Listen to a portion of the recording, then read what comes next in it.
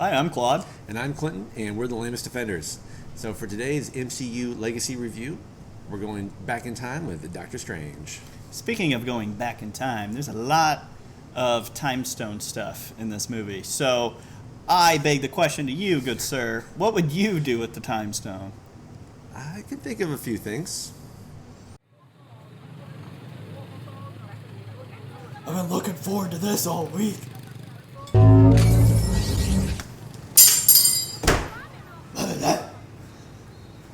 I'm Batman. Hiya,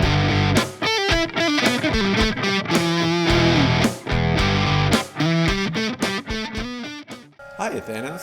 We're the Lamest Defenders. I don't even know who you are. We have a small but dedicated fan base. Be sure to visit our sponsor at BaskervilleProductions.com. Welcome back. So this is Doctor Strange. He's a doctor, and that's basically a review. There's some magic Thanks for tuning in. Appreciate you. Stay lame. Talk to you later. So without rehashing the whole movie, basically Benedict Cumberbatch, the Animorphs guy, he is playing a Dr. Stephen Strange. Very, I would say, not very charismatic as this character. He is the biggest jackass in the MCU that we meet.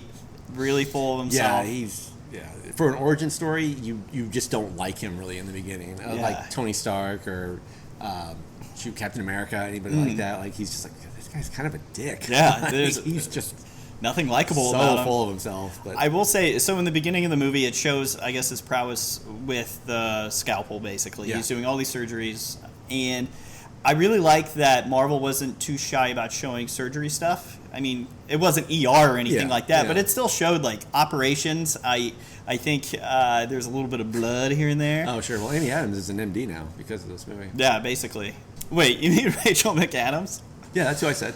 Yeah. Yeah. We'll just go with that. I mean, she's barely really in the movie anyway. The thing I like the most about this movie, though, like just to get off with the positives, is that every technique he learns, every fighting style, everything like that is used for a defensive purpose. He does not attack in this movie. He like accidentally kills a guy and it really hurts him. Because he's a doctor. He's at Hippocratic Oath, and he's just really torn up about that. That, and I don't want to get to the ending just yet, but the ending was fantastic as well. One of the better endings to these origin movies. It just didn't follow that same mold of Marvel movies. Absolutely. Some of the bad things. That goatee. Yeah. Well, no. Come on. He's Benedict Cumberbatch. Show some respect. Yeah, but, that's true. The villain. Well, the side villain. Caecilius. Thank you. Yeah, Caecilius. We were debating how to pronounce that for like 5 minutes when we started. We watched the movie to remember. So he was just a really good actor, but just wasted. Absolutely wasted. Just so wasted in this role. They should just play with the Reality Stone or something for the X-Men movies, because I was suggesting to Clinton he'd be an excellent Magneto. I mean, he's already used to wearing white hair now. It's pretty good. Yeah, keep it. That's a pretty good casting. I really dig that.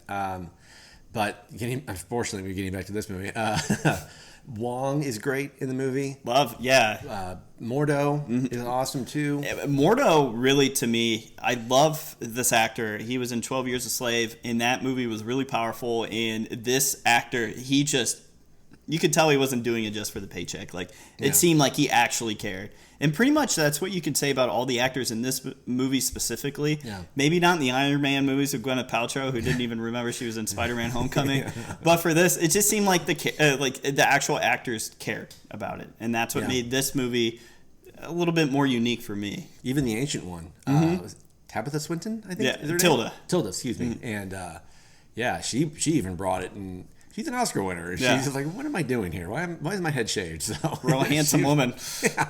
I mean, she was great. Yeah. She really, like you said, brought it. Like, she really bought into the script. They're like, it's stupid. People are going to be high off mushrooms watching this movie. But you know what? Good for them. They took it serious. And definitely a visual change, too, for Marvel. It was, along with the Quantum Realm and Ant-Man. Like, just imagine the Quantum Realm and Ant-Man, but for probably about 20% of the movie. Yeah. It was just unreal, some of the effects that they did. Well, especially so a little bit later in the movie with the Dormammu stuff, but like with Beijing getting goateed into, this other dimension too. Yeah. It looked really cool because you see some of the dark dimension coming into the city. Yeah. Mm-hmm. And that was really cool because I kind of mixed that together. Yeah. But before all that, I mean, you have the action scenes where Doctor Strange and Mordo are running from Caecilius during the city, and it was just like, that was just Inception.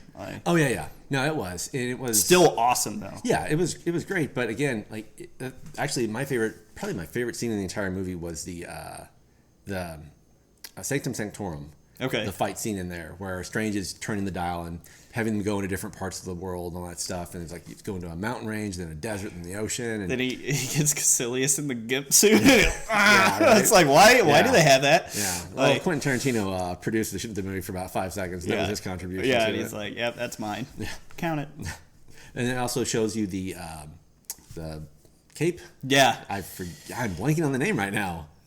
Cloak of Levitation, maybe? That's it. Thank you. Yeah. Like, for this one, that was some bad CGI, like, with the cape. That was distractingly bad, if you notice. This did not age well for this particular, movie, watching it now.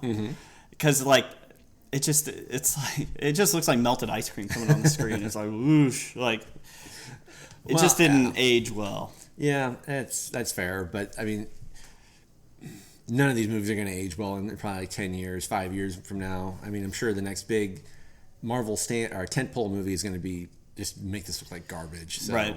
Well, it's still like, at least some of the Marvel movies, their CG kind of still holds up. Some of the stuff in Iron Man still holds up. But this one, it was just so blatant on the camera. It was distractingly bad. That was, as you said, we're talking about so many other things besides the plot because there's not much of a plot to it. I mean, the simple origin stories.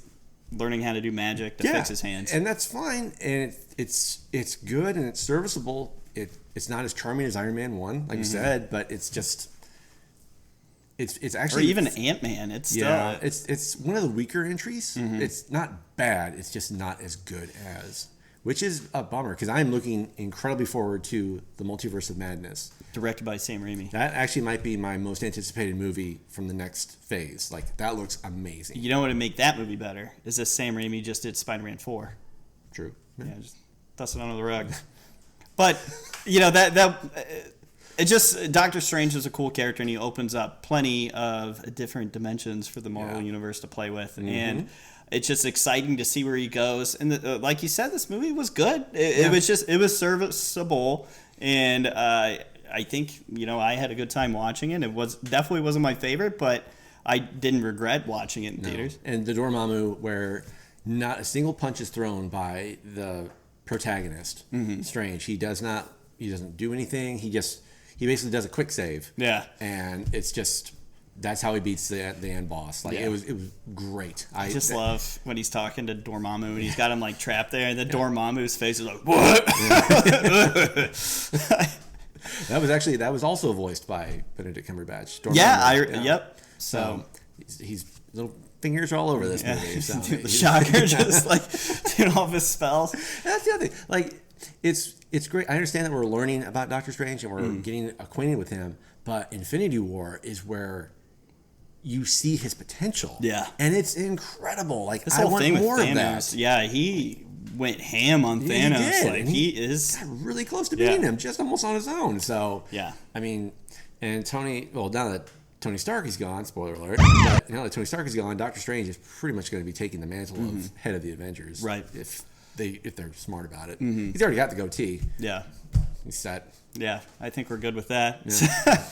But this movie was fine. I would honestly say it's probably on 1 through 10 lame scale. I'd give it about a 7.2. I think. I give it a 7. Yeah, I mean, Strange is one of my favorite characters in the MCU and Marvel, but entertainment. But he's just okay introductory movie. But huge potential. Sequel, I think, is going to knock it out of the park. Definitely. I can't wait for that one. It was a good movie, but that's basically what we think, and that was our review for Doctor Strange. So the next movie that we have lined up is Guardians of the Galaxy Volume 2. So that one is a thrilling ride.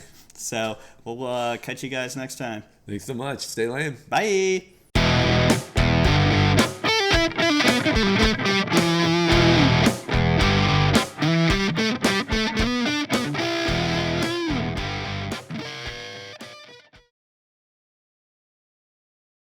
That's not Amy Adams. Just keep it.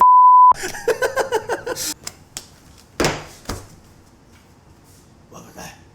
I've been looking forward to this all week.